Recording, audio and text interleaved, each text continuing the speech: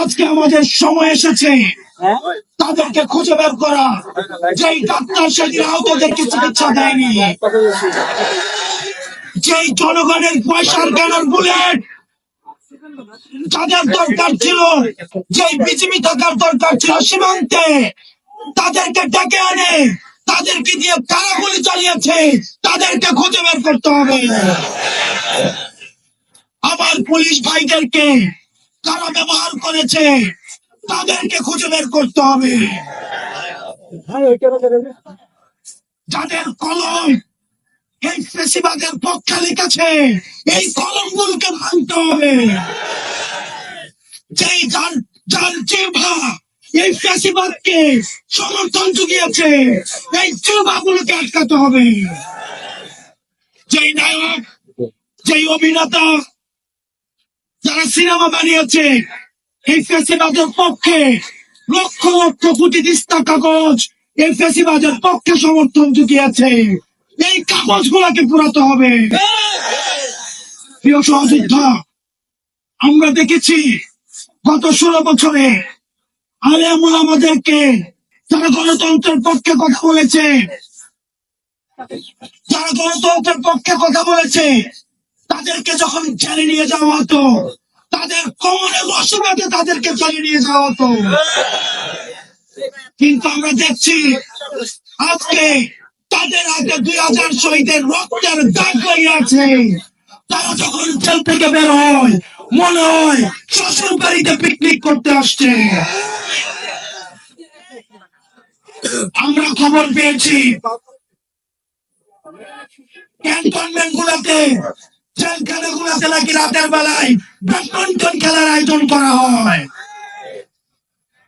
প্রশাসন, পুলিশ প্রত্যেকটা স্তরে স্তরে এই ফ্যাসিজমের আখড়া গড়ে উঠেছে। প্রত্যেকটি জায়গা থেকে ফ্যাসিবাদকে উৎখাত করতে হবে। প্রিয় সহযোদ্ধা, আপনারা জানেন 71কে পুঁজি করে আওয়ামী লীগ গত 16টা বছর শত মায়ের বুক খালি করেছে, শত স্ত্রীকে বিধবা করেছে, শত সন্তানকে এতিম করেছে, শত মাকে সন্তান হারা করেছে। এই 71কে পুঁজি করে যারা এই 71কে আওয়ামী লীগীকরণ করেছে তাদেরকে বিচারের আওতায় আনতে হবে। প্রিয় সহযোদ্ধা, 71কে পুঁজি করে যাদের ইজ্জত লুণ্ঠন করা হয়েছে, যাদেরকে ফাঁসিতে ঝুলানো হয়েছে, যে ফ্যামিলি গুলোকে মানুষের সামনে লজ্জিত করা হয়েছে, সেই ফ্যামিলি গুলোর ইজ্জত ফিরিয়ে দিতে হবে। প্রিয় সহযোদ্ধা, আপনারা দেখেছেন প্রশ্নবিদ্ধ এক বিচারের মধ্য দিয়ে আমাদের দেশের উল্লেখযোগ্য আলেমদেরকে ফাঁসিতে ঝুলিয়ে হত্যা করা হয়েছে।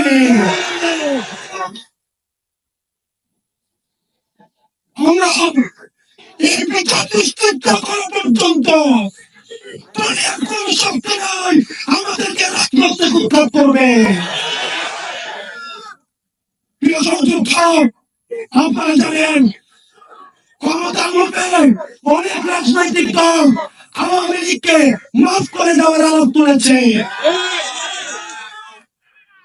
আমরা আপনাদেরকে বলতে চাই, মন্ত্রিত্বের লোভে, ক্ষমতার লোভে, সংসদে যাওয়ার লোভে আপনি যদি মনে করে থাকেন এই আহতরা রাস্তায় রক্ত দিয়েছে এবং এই রক্তের উপর, এই পিচ্ছিল রক্তের উপর দিয়ে আপনি সংসদে যাবেন, তাহলে মনে রাখবেন জাতীয় বেকার হিসেবে পরিচিত হবেন। যে আওয়ামী লীগ এখনো পর্যন্ত একটা সরি পর্যন্ত বলে নাই, এখনো পর্যন্ত তার অপরাধ স্বীকার করে নাই, তাদের সাথে কিসের রিকনসিলিয়েশন? তারা ক্ষমা চাওয়ার আগে, তারা ক্ষমা চাওয়া তো দূরে থাক, তারা এখন হত্যার হুমকি দিচ্ছে বিদেশে বসে। কিন্তু আমরা দেখছি মুরব্বীদের মধ্যে তাদের জন্য মায়া হচ্ছে।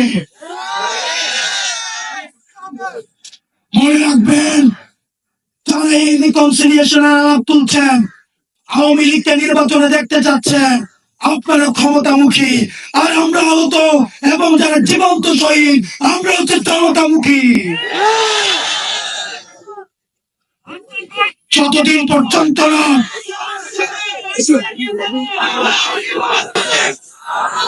যতদিন পর্যন্ত না আওয়ামী লীগের বিচার নিশ্চিত হবে, ততদিন পর্যন্ত আগে বিচারের প্রশ্ন।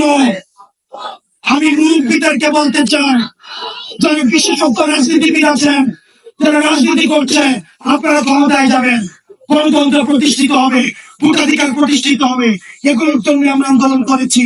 কিন্তু আওয়ামী লীগের বিচার নিশ্চিতের পূর্বে তাদেরকে যদি আপনারা রাজনীতির ময়দানে ফিরিয়ে আনতে চান, তাহলে এই আহতদের রক্তের উপরে পাড়া দিয়ে আপনার কাছে তারা জানতে হবে।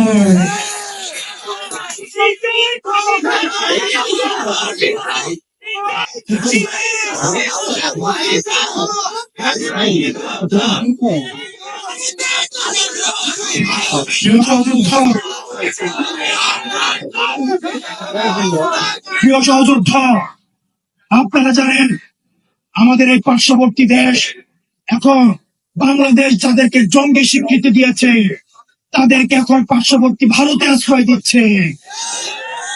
এই ভারতের বেতনভুক্ত কর্মচারী শেখ হাসিনা ভারতের প্রেসক্রিপশনে এই গুম, খুন, হত্যাকাণ্ড গুলোকে চালিয়েছে।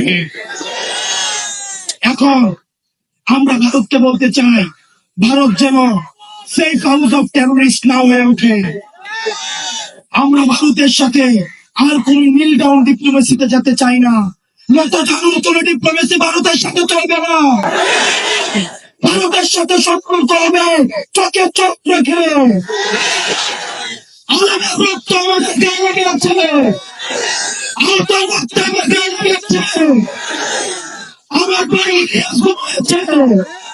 তাদের দুঃখ স্মৃতি আমাদের পড়ে আছে। তাদের রক্তের উপর দাঁড়িয়ে ভারতের সাথে কোন রকম সম্পর্ক আর হবে না।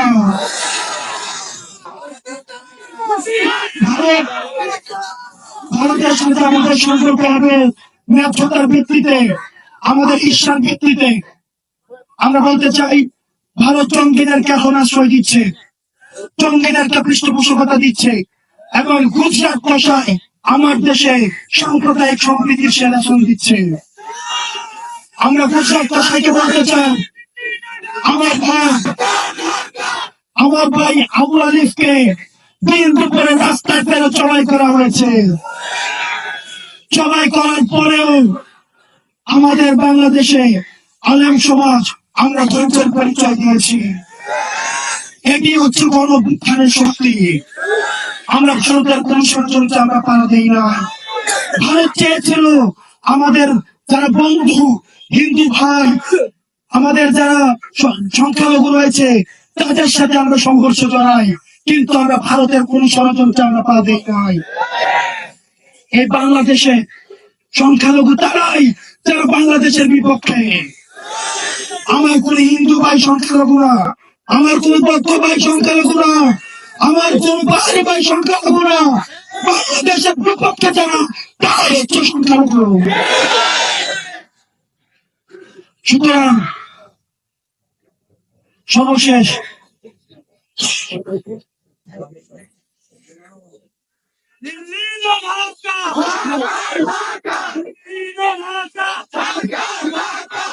আমি স্পষ্ট করে বলতে চাই, আসাদুজ্জামান খান কামালকে যখন পুলিশ দেখাচ্ছে, এই ছেলেগুলাকে একটা বুলেট মারা হয় আর 10টা দাঁড়িয়ে যায়। আমরা হচ্ছি সেই প্রজন্ম। আপনারা যদি মনে করে থাকেন যারা হচ্ছে সমঝোতার রাজনীতিতে বিশ্বাস করেন, যারা চাচ্ছেন ব্যাকডোর দিয়ে সমঝোতা করবেন, মামলা বাণিজ্যের মধ্য দিয়ে সমঝোতা করবেন, মনে রাখবেন এই প্রশস্ত বুকের উপর দিয়ে তাহলে আবার বুলেট যেতে হবে। আর কোন বাংলাদেশের সমঝোতার রাজনীতি নয়, আর কোন গুম নয়, আর কোন হত্যা নয়, আর কোন ফেসিবাদের উত্থান নয়। যেখানে ফেসিবাদের উত্থান হবে সেখানে আমরা একসাথে লড়বো। প্রশ্নের রাজপথ,